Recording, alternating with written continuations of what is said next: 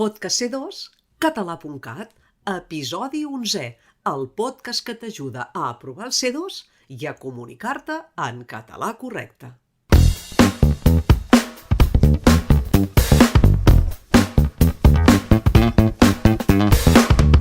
Que vulguem ajudar les altres persones està molt bé. Que els vulguem fer saber que estem al seu costat per al que calgui, també. Però cal que ho diguem de la manera correcta. Vaja, què diem malament ara? Doncs poca cosa, però suficient perquè ens faci la guitza. Va, t'ho dic, confonem donar suport amb recolzar. Ens pensem que són sinònims i que allà on posem una expressió podríem haver-hi posat l'altra, però no.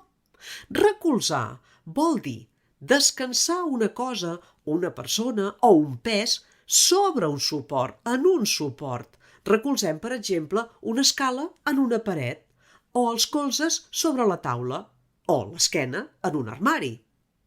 En canvi, donar suport vol dir ajudar o defensar una persona, una idea o un projecte. Per tant, direm, no et recolzis al banc perquè està acabat de pintar. I aquest projecte té tot el meu suport. I aquí no direm pas recolzament. I com és que ho confonem?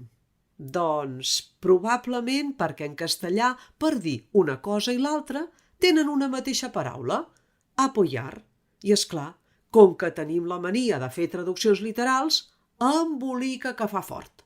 Però en català en tenim dues de paraules, una per a cada significat. No és tan difícil, oi? Doncs ja ho saps. Tens tot el nostre suport si vols seguir avançant en el domini de la llengua.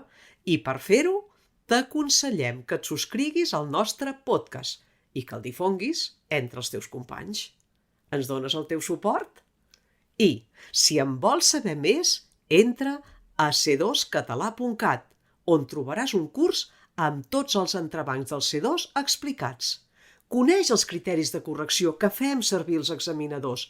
Vine a l'examen amb la tranquil·litat de saber què has de fer i com. T'hi apuntes?